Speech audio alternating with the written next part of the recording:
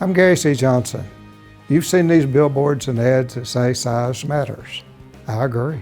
The size that matters is the size of the results the law firm gets for their clients.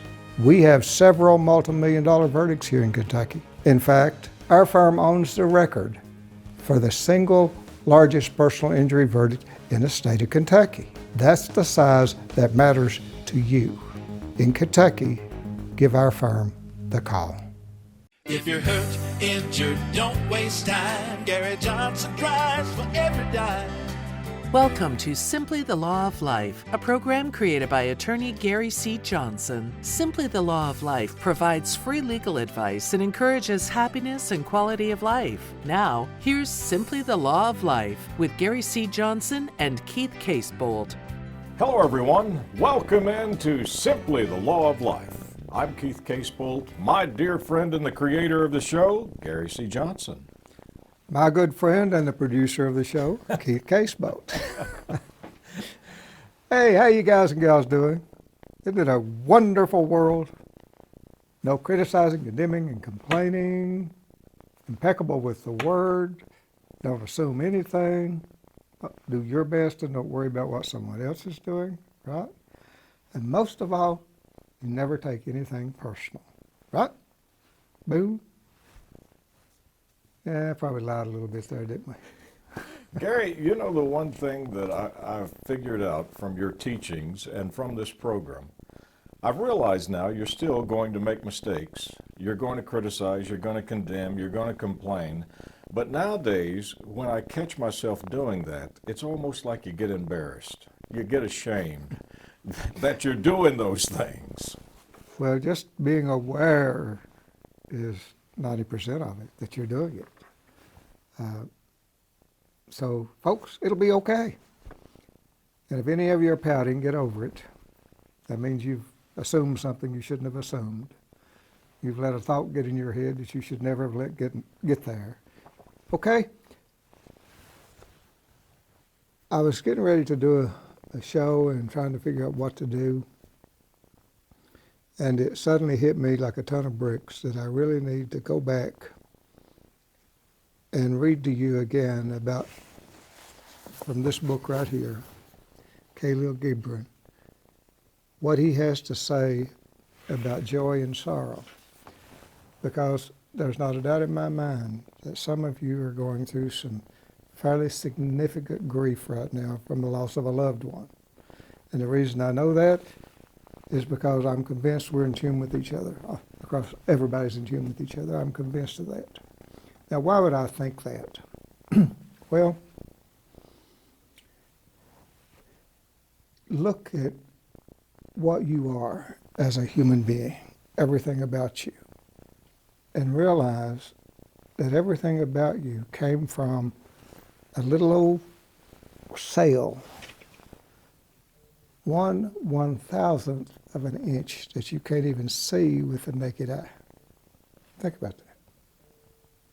That's all you are. Now, what kind of intelligence made that? Incredible.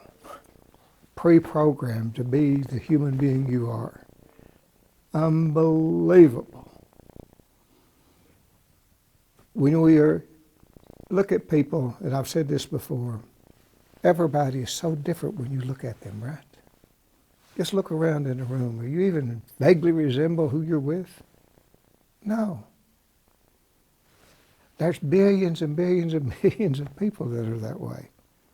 Totally different on the outside. Well, what about the inside?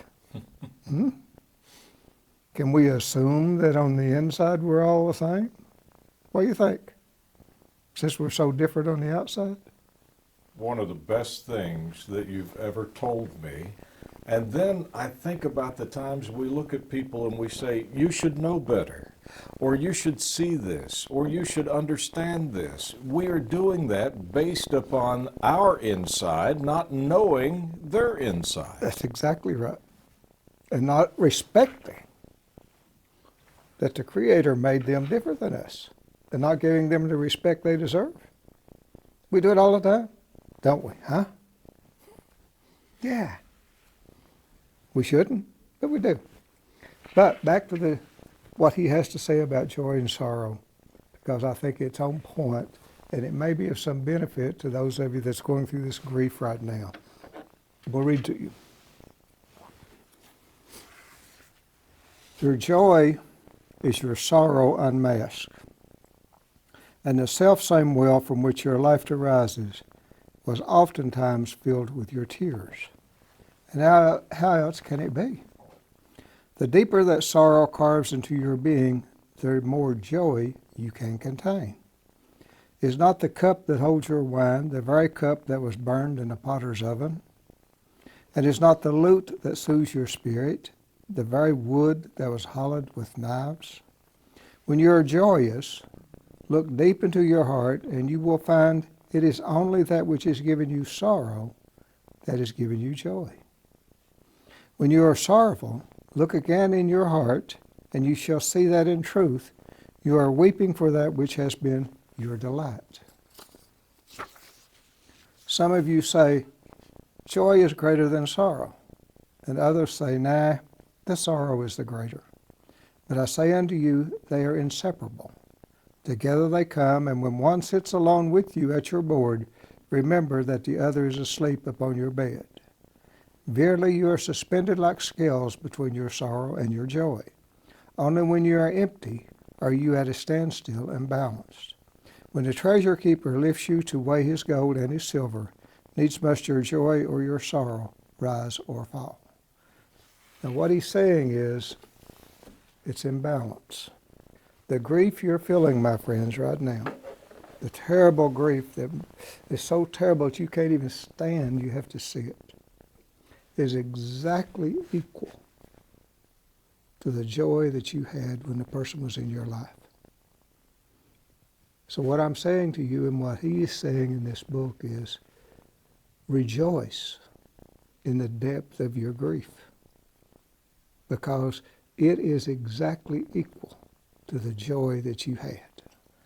Gary, this is one of my all-time favorite chapters that you've read and lessons that you've brought, because we tend to tell people not to grieve or to hold it in or not to let it out. But what this author is saying is rejoice in that grief. The worse the pain, the greater the joy that individual brought you. If you miss them and your heart is aching over them, it's because they brought you all of the joy in the world. And there's another thing. You never truly realize how much you truly love someone until they're gone. That's just the way it is. That's human nature. And it's okay.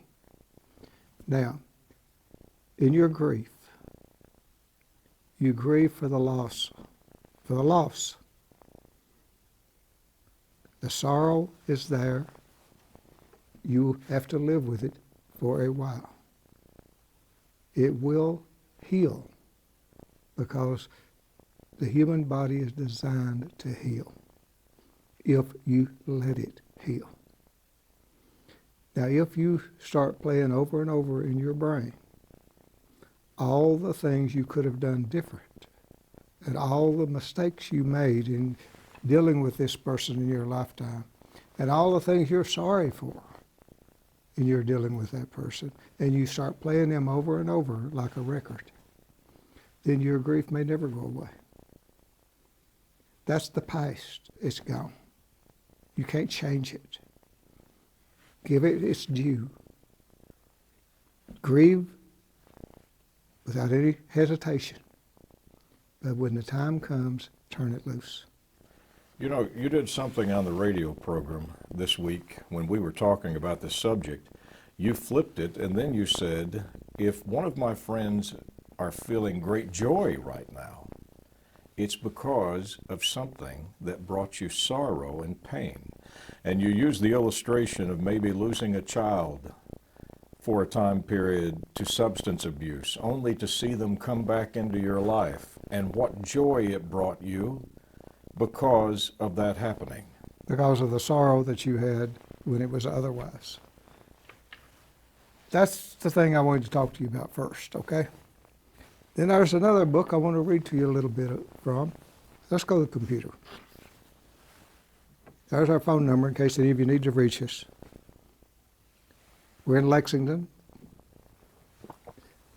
You can reach me at gary@garycjohnson.com. Don't hesitate to email me. You will get a reply. This book is The Power of Now by Eckhart Tolle. It's a #1 New York Times bestseller. He's written several books, but there's some things that I want to read to you a little bit from his book on thoughts and trying to be in the now. Matthew in my office brought this to me because he was watching me talk so much about this. And it's just, I hope you can see it, but it's a illustration that says shifting your focus, past and future. See how big they are? And now the present's a little bitty. You shift your focus down here to make the present really large in your mind and the past and future very small. It's a pretty good illustration. It's a great illustration because in our talks and in doing these programs, I think the author said we spend about 95% of our time either living in the past or talking about the future, and we're missing out on the present. And you keep telling me time and time again, what we have is today and today only. I've been given some thought to thoughts. Is there a revelation? Maybe. Okay. Maybe not. And you know, yeah, I've only got myself to go by. Most of your thoughts when you're dealing with the future don't bring you pain unless you're worrying about something you have no business worrying about, that you can't change. Most of your thoughts, at least for me in the future, is planning on how to do something, planning on how to do a case, planning on what I need to do. Okay? Don't bring me no pain because I'm going forward with those future thoughts and planning.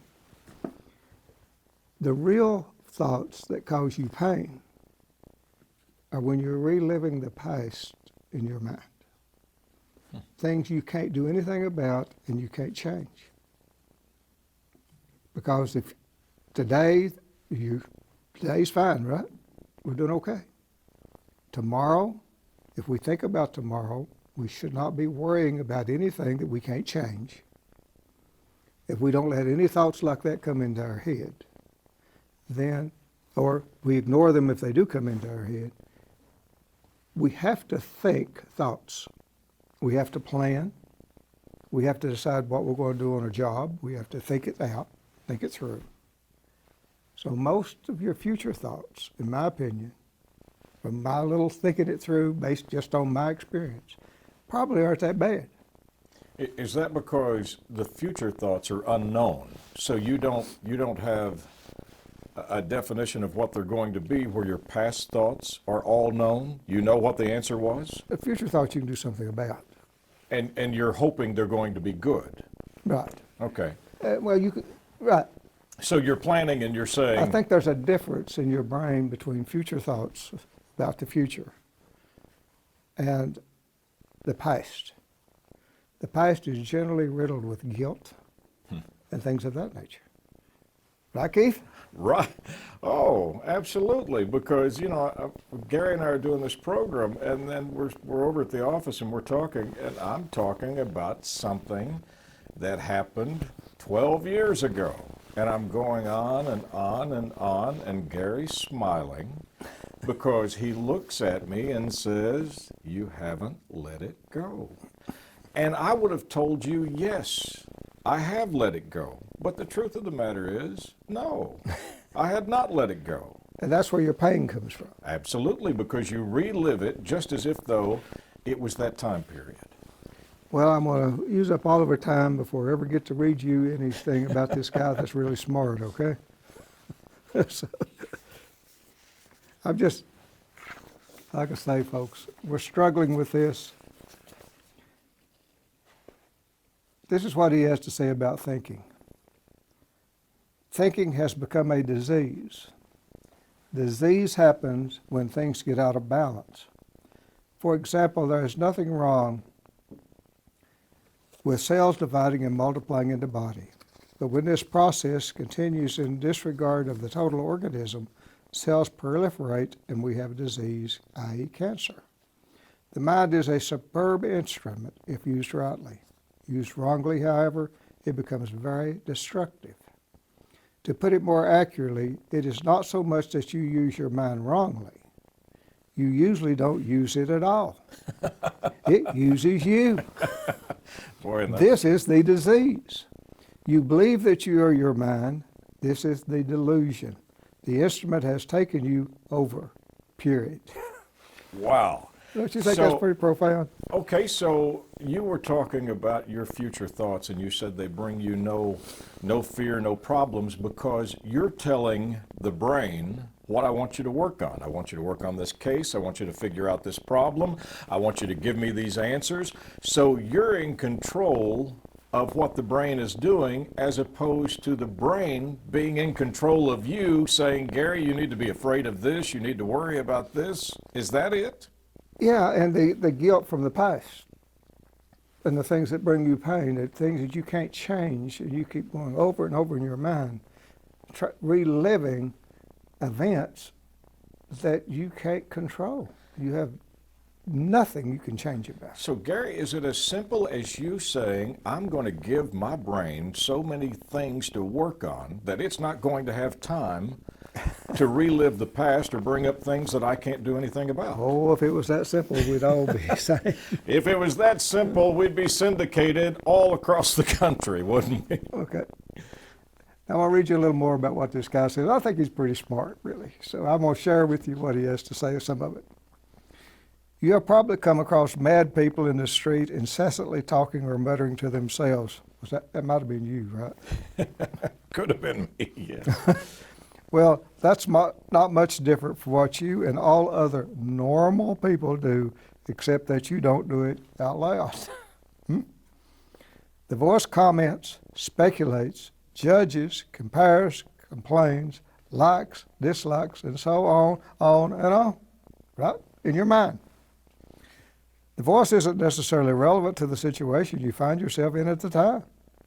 It may be reviving the recent or distant past, or rehearsing or imagining possible future situations. Here it often imagines things going wrong and negative outcomes. This is called worry. Remember, it's not too bad in the future if you're thinking about things that, instead of worrying about them. In other words, if you're planning. Okay? Sometimes this soundtrack is accompanied by visual images or mental movies. Even if the voice is relevant to the situation at hand, it will interpret it in terms of the past, i.e. your past. This is because the voice belongs to your conditioned mind, which is the result of all your past history as well as of the collective cultural mindsets you inherited. So you see and judge the present through the eyes of the past and get a totally distorted view of it. It is not uncommon for the voice to be a person's own worst enemy. Now, how many times have we said that? Good Right? heavens, yes. Many people live with a tormentor in their head that continuously attacks and punishes them and drains them of vital injury. It is the cause of untold misery and unhappiness as well as of disease. You could actually cause your body to have disease from that. The good news is that you can free yourself from your mind. This is the only true liberation. You can take the first step right now.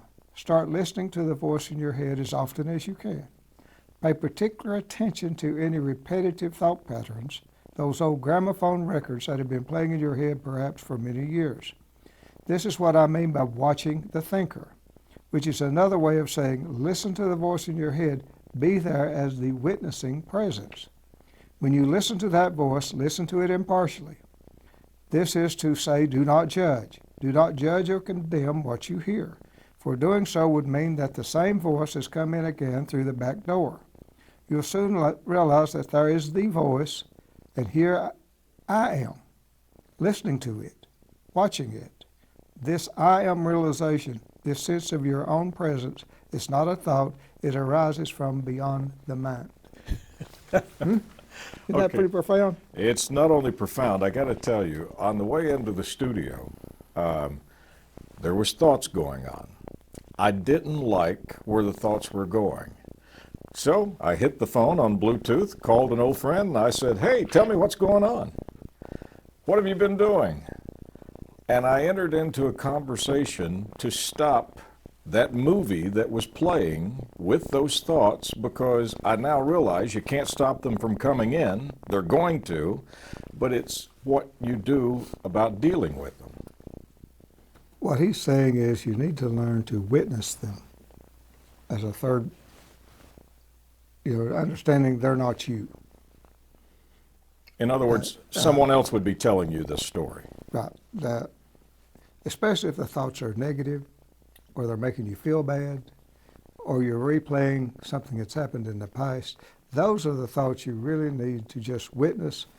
You can't stop them, but you cannot buy into making them who you are. That's what they say. Gary, is he leaning toward the point that all of us, I think, if you may agree with me, if a friend comes to us with a problem, whether it's a financial, marital, work-related, whatever the problem is, we can always give the best advice. Calm, relaxed advice. We don't get emotional. We just say, do this, do this, do this. But when it's our scenario, we can't do that. So is the author saying by distancing yourself that you can then deal with it in that manner? Right, you become a witness to what's going on As in your mind, so the emotional, and takes emotion out of it. the emotion is gone. So you can deal with it logically. Let me read you a little more of what he said. I had all kinds of stuff marked here to read from this book. I ain't going to get to hardly any of it, okay? So when you listen to a thought, you are aware not only of the thought, but also of yourself as the witness of the thought. A new dimension of consciousness has come in. As you listen to the thought, you feel a conscious presence, your deeper self, behind or underneath the thought, as it were. The thought then loses its power over you and quickly subsides, because you are no longer energizing the mind through identification with it. This is the beginning of the end of involuntary and compulsive thinking. Now, that is profound, because from that chapter you just read, what I take from it is if you don't participate, the thought gives up on you. Right, it will dissipate. So it's saying, hey, if you're not going to get in here and get angry and get upset over this, I'm just going to move on. I'm wasting my time with you. More or less. That's right. It moves on to another thought that's maybe worse. Who knows? It throws another one at you. But it's almost like if you're with someone and they're entering into a conversation of criticism, if you don't enter in, they give up. Isn't this fun, folks? Think about it. Isn't it fun just thinking or trying to figure this stuff out? Trying to give it some thought or whatever about, we all have the problem. We all have that voices in our head. I mean, we do. It's, and how do you deal with them and how do you keep from being so miserable because of them is the reason we're doing these shows. We're trying to make it so that there can be a glimmer of happiness in my friends' lives out there. You know, Gary, I had a friend ask me, he said, you're really buying into all this, aren't you? I said, absolutely, 100%, lock, stock, and barrel. I read all the books. I talk with Gary. I do it on a daily basis. I call him when I have a failure. I call him when I think I have a success. And they said, why are you doing all this? I said, if I can be happier 1 day, 1 hour, or 1 minute more than I normally am, it's worth every bit of it. That's the point I'm making. I'm going to read you just a little bit. I've got just a minute or two left. The mind is essentially a survival machine. Attack and defense against other minds, gathering, storing, and analyzing information. This is what it is good at, but it is not at all creative. All true artists, now listen to this, folks, whether they know it or not, create from a place of no mind, from inner stillness. The mind then gives form to the creative impulse or insight. Even the great scientists have reported that their creative breakthroughs come at a time of mental quietness. The surprising result of a nationwide inquiry among America's most eminent mathematicians, including Einstein, to find out their working methods was that thinking plays only a subordinate part in the brief, decisive phase of the creative act itself.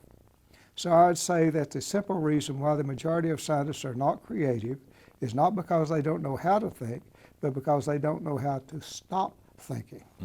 It wasn't through the mind through thinking that the miracle of life on earth or your body were created and are being sustained. There is clearly an intelligence at work that is far greater than the mind. And this is the thing I wanted to read you. How can a single human cell measuring 1/1000th of an inch across contain instructions with its DNA that would fill 1,000 books of 600 pages each? That makes you, okay? Wow. The more we learn about the workings of the body, the more we realize just how vast is the intelligence at work within it and how little we know. When the mind reconnects with that, it becomes a most wonderful tool. It then serves something greater than itself. I just thought I'd share that with you folks. Now, And that is so true. was it Einstein that whenever he had a problem, he would go home and take a nap? That's right. And the answer would come to him. And the reverse of that is, you have told me scenarios and said, what do you think? I'm completely lost. I don't know the answer. And I've asked you, what's the answer? And you said, I'm going to turn it over to my subconscious and it'll come to me. And lo and behold, the next day you'll call up and say, here's the answer. It works. It's that inner intelligence that we don't use. It's that inner self. It's that other part of what was in that little 1/1000th of a thing. This is the physical thing we're looking at, but inside of it was also an immense intelligence that we don't tap, and we squander it by reliving and going through old thoughts and all of that stuff that we're talking about. What I'm trying to say to you, my friends, let's try to figure out how to tap that intelligence. It's there. There's no question about it. Just like you're here. The other part is there also. Maybe you call it the soul, whatever you want to call it. It's there. How do you tap into it and stop being so miserable with these thoughts in the mind?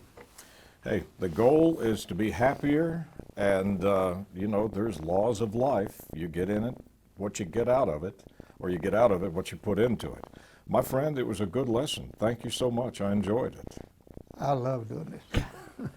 If you'd like to get in touch with Gary, it's Gary at GaryCJohnson.com. On behalf of Gary, I'm Keith Casebolt. Thank you so much for tuning in. As always, Gary and I look forward to seeing you again next week at this same time. Thank you for watching Simply the Law of Life, a program created by attorney Gary C. Johnson. Until next week, may you be safe, blessed, and happy. If you're hurt, injured, don't waste time. Gary Johnson cries for every dime.